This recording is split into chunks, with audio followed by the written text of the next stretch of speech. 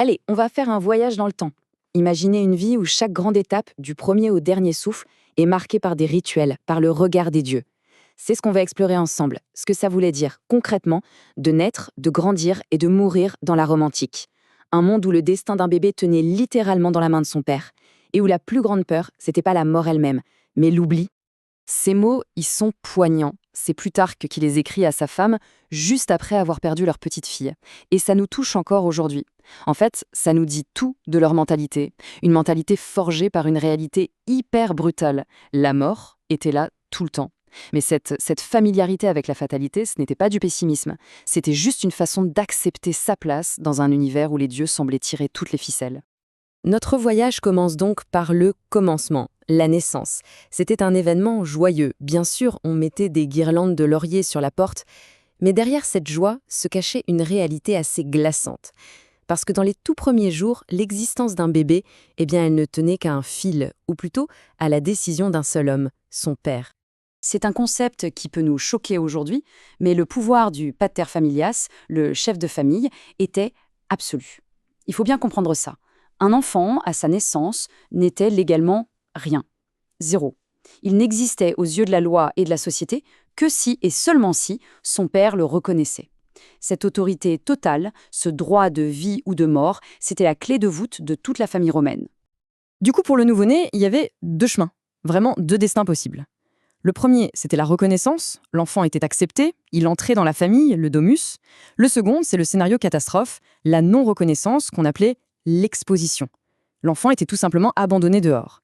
Une malformation, un doute sur sa légitimité, ou parfois juste le fait d'être une fille de plus, ça pouvait sceller son sort. Un sort qui, bien souvent, était la mort.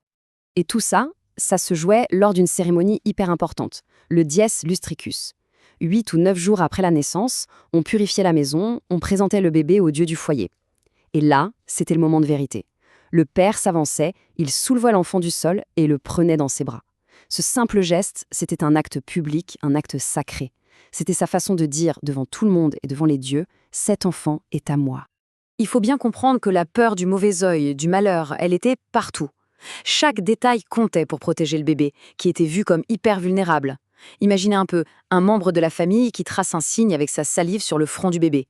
On lui mettait au cou une amulette, la bulla, pour repousser les démons. Et même les hochets, ce n'étaient pas juste des jouets.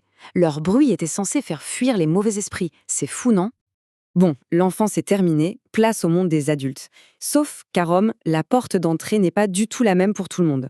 Pour les garçons et pour les filles, les chemins étaient radicalement différents. En fait, ils étaient déjà tout tracés et scellés par des rites qui allaient définir leur rôle pour le reste de leur vie. Ouais, le contraste est saisissant. Pour un garçon, l'âge adulte, c'est vers 17 ans. C'est une cérémonie publique, une fête, il met sa toge de citoyen et il entre de plein pied dans la vie politique. Pour une fille, tout bascule beaucoup plus tôt, parfois dès 12 ans. Et son rite de passage à elle, ce n'est pas une fête civique, c'est son mariage. Sa nouvelle vie, elle n'est pas sur le forum, elle est à la maison. Alors, le 17 mars, c'était le grand jour pour les garçons. C'était la fête des Liberalia. Le jeune homme disait adieu à sa toge d'enfant et à son amulette, la boula. Il enfila pour la première fois la fameuse toge blanche du citoyen. Et puis, entouré de sa famille, de ses amis, il marchait en procession jusqu'au forum, le cœur de la cité. Ça y est, c'était officiel, il était devenu un homme. Vient ensuite l'étape de l'union, le matrimonium. Et là, attention, oubliez le simple contrat civil. À Rome, le mariage était un des rituels religieux et sociaux les plus importants. Il ne s'agissait pas juste d'unir deux personnes, mais de faire passer une femme de l'autorité de son père à celle de son mari. Et pour un acte aussi grave, il fallait absolument avoir l'accord des dieux. Cette formule, prononcée par la mariée, elle résume tout. C'est une phrase consacrée qu'elle disait en entrant dans sa nouvelle maison.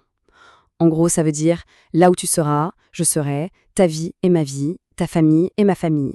C'est un engagement total, l'acceptation de son nouveau statut et de sa nouvelle vie. Une journée de mariage à Rome, c'était un vrai spectacle, une pièce en 3 actes. Le matin, ça se passait en privé, chez la mariée, avec des sacrifices pour s'assurer que les dieux étaient d'accord. L'après-midi, tout devenait public. Une grande procession joyeuse et bruyante traversait la ville. Et enfin, le soir, le moment crucial, l'entrée de la mariée dans sa nouvelle maison, sa nouvelle vie. Et ce qui est fascinant, c'est que rien n'était laissé au hasard. Chaque geste était un symbole. L'union des mains droites, par exemple, c'était un pacte de confiance mutuelle. Le voile orange de la mariée, le flammeume, rappelait la flamme du foyer. On jetait des noix pour souhaiter beaucoup d'enfants. Et le marié qui porte sa femme pour franchir le seuil, c'était pour éviter qu'elle trébuche, ce qui aurait été un présage terrible pour leur avenir. Et après la vie, il y a la mort, évidemment.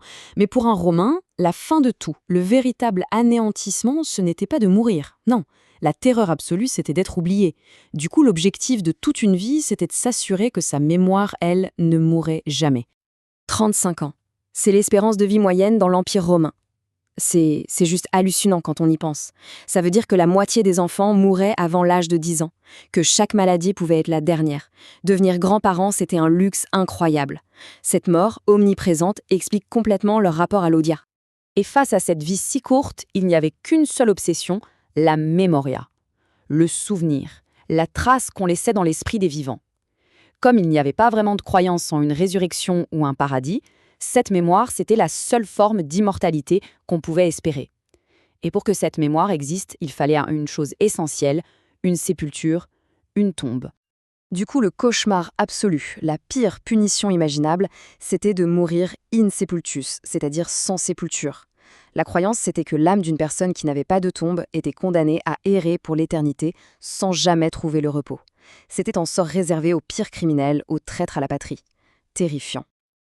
Alors, pour éviter ça, les rites funéraires étaient suivis à la lettre. Le corps du défunt était veillé à la maison pendant plusieurs jours. On glissait une pièce de monnaie dans sa bouche. C'était le péage pour Charon, le passeur, qui devait faire traverser le fleuve des enfers à son âme. Puis le convoi, le funus, partait pour un dernier voyage hors de la ville, vers la nécropole. Et la trace la plus touchante de cette quête de mémoria, on la trouve gravée sur les tombes, les épitaphes. Écoutez celle-ci, d'un mari à sa femme.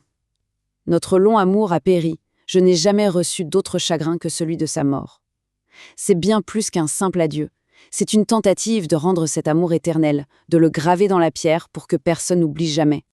Et le plus fou, c'est que les morts n'étaient pas cachés dans des cimetières isolés. Au contraire, les grandes routes qui menaient aux villes romaines étaient bordées de tombes, parfois monumentales. La nécropole était un lieu de passage. Chaque tombe était comme un message adressé aux voyageurs. « Hé, arrête-toi, lis mon nom. Souviens-toi de moi !» Les morts faisaient partie du paysage des vivants. Naissance, âge adulte, mariage, mort.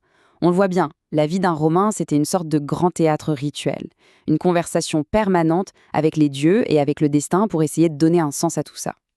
Et au fond, ce voyage nous laisse avec une question pour nous aujourd'hui. Quels sont nos rituels ? Qu'ils soient religieux ou laïques, comment est-ce que ces moments clés continuent de façonner qui on est ?